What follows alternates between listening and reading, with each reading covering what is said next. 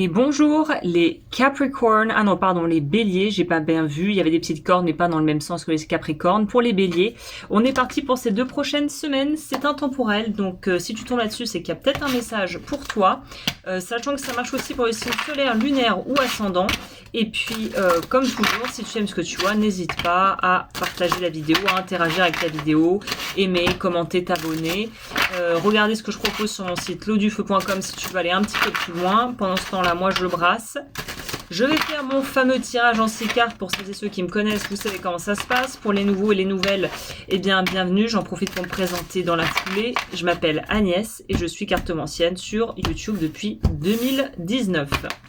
Cela étant dit les amis, je mets les cartes en place et on va découvrir ce tirage ensemble pour voir un petit peu qu'est-ce qui se passe pour toi actuellement les béliers. Let's go! On va prendre ça pour complémenter pour les personnes qui s'intéressent un peu à l'énergétique. Et là, je suis en train de me rendre compte que tout est complètement en décalé par rapport à moi. Voilà. Et on prend ça et on terminera avec une petite carte oracle. Let us go, let us go. Alors. C'est parti mon kiki. On va commencer avec les énergies générales qui se trouvent ici, c'est-à-dire qu'on va voir la tendance, comme ça te permettra de savoir si ce tirage te correspond et s'il y a des messages qui sont pour toi. On a la lumière est au bout du tunnel, soufflez et faites des projets, et il y a une idée aussi peut-être de voyage à l'étranger avec un valet de coupe. Donc ces 2 cartes mises ensemble pourraient nous laisser à penser que du coup la tempête est un peu derrière. Tempête, ça pourrait être symboliquement, si vous regardez ça au moment où je publie, c'est-à-dire on est sur les fêtes de fin d'année. Donc c'est un petit peu un espèce de marathon, on veut arriver au bout où ça prend du temps, de l'énergie et puis on a envie que ça avance rapido. Donc du coup, on sort peut-être d'une énergie où il y a eu beaucoup d'émotions, pas forcément de mauvaises nouvelles ou de mauvaises choses, hein, mais beaucoup d'émotions, beaucoup de choses à gérer. Donc on sort un petit peu de la machine à laver, si tu veux, là. C'est-à-dire que il y a eu beaucoup, probablement, d'actions, de choses qu'on a dû mettre en place.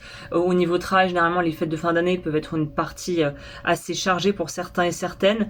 Donc là, le valet de coupe, ça me parle de l'émotionnel et ça me parle de cette notion de naïveté, de joie, mais aussi peut-être de manque d'organisation à un certain degré ou d'une gestion des émotions qui est un petit peu plus en dents de scie parce qu'il y a beaucoup de stimuli, il y a beaucoup de choses qui se passent et du coup on est très en alerte, très dans le faire et dans le mouvement et on se laisse peut-être beaucoup porter par les émotions en ce moment. Ça pourrait nous indiquer ça aussi.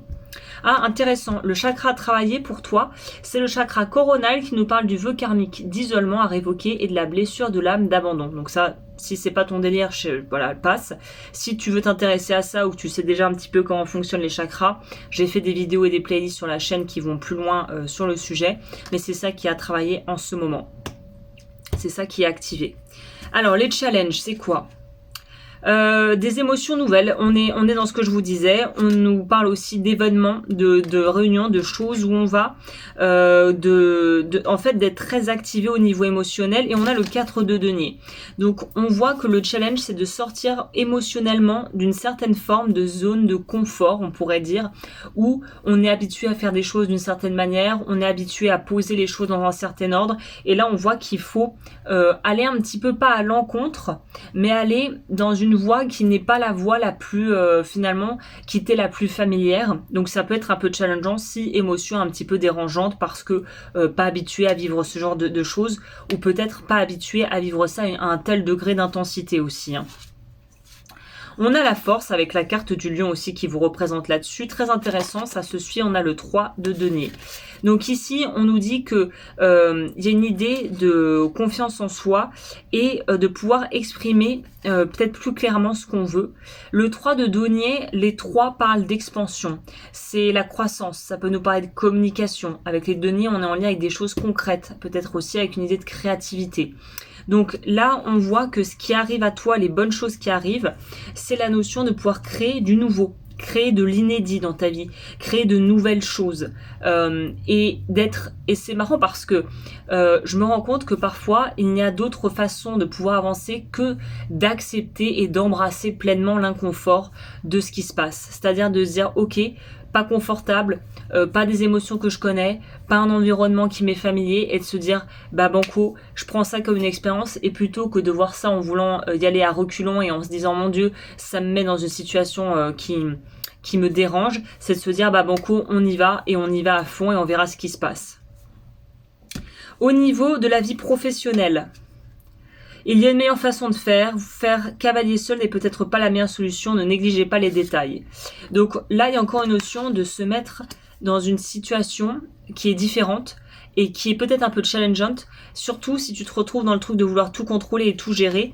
Le 7 de coupe aussi va nous parler d'une notion de maîtrise. Il faut aller de l'avant, mais je pense qu'il faut changer de direction comme nous dit cette carte. Donc peut-être avoir une approche qui est différente de celle que tu as pu appliquer aujourd'hui au niveau du boulot. Hein.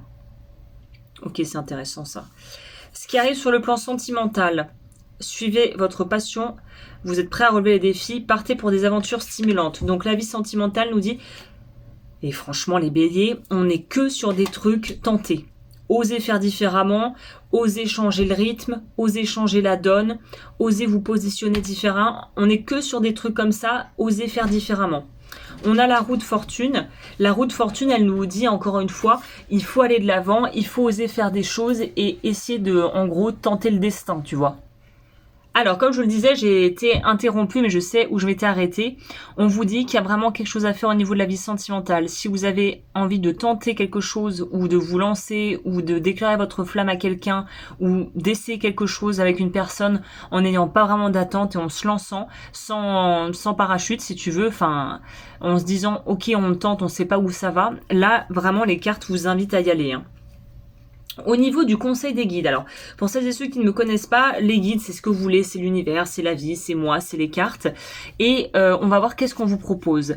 Faites preuve de détermination et allez de l'avant. Voilà, soyez prêts à tout. Alors bon, apprendre peut-être pas littéralement, mais soyez vraiment prêts à faire des choses différentes. Et on a pour couronner le soleil qui est une super carte, qui est une des plus jolies cartes du tarot à vrai dire, où on vous dit que c'est très lumineux, c'est chaleureux et on pourrait aussi traduire ça si on était en train de conduire une voiture. Le feu passe au vert, on peut y aller. Donc on vous dit vraiment qu'il y a moyen ici de faire quelque chose de très belle rencontre, de peut-être être plus audacieux au niveau du travail et ça paye. Et de globalement, il n'y a pas vraiment de gros problèmes en fait, c'est ça pour vous.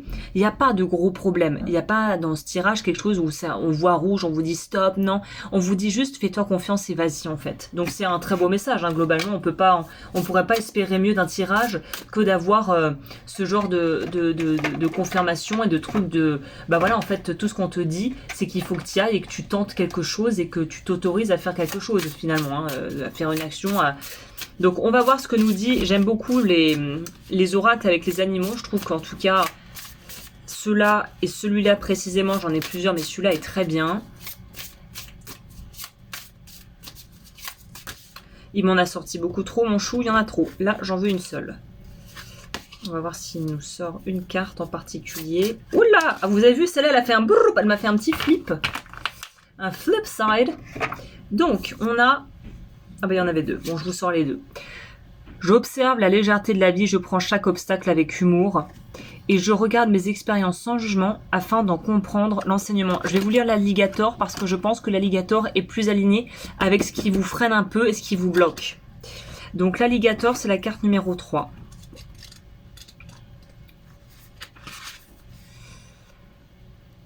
Je t'invite à observer toutes les expériences que tu traverses comme des initiations et des enseignements. Si tu as l'impression que le sort s'acharne sur toi, fais un pas de recul et regarde toute la beauté autour de toi. Je te rappelle que rien n'est jamais noir ou blanc, que chaque situation porte son lot de bénédictions. Je t'invite à ne pas réagir au quart de tour, à prendre le temps de ressentir ce que tu vis et à ne poser des actes qu'une fois la tempête passée. On a vu qu'il y avait cette notion de tempête passée en haut, hein. Avec moi, tu peux sortir de ta rigidité, vivre la vie avec plus de légèreté et apprécier le chemin déjà parcouru en te félicitant. Je te montre qu'il ne sert à rien de juger le monde autour de toi, simplement l'accueillir dans la neutralité. Étant ce qu'il est pour te... Alors, c'est une phrase bizarre, les amis. je te montre qu'il ne sert à rien de juger le monde autour de toi, simplement de l'accueillir dans la neutralité pour ce qu'il est, moi je dirais, et pour te mettre au service de l'évolution de ton âme. L'évolution de ton âme, c'est un peu le blabla jargon spirituel. Tout ce que ça veut dire, c'est que ça te permet d'avancer, de pouvoir évoluer dans ta life, en fait, tout simplement.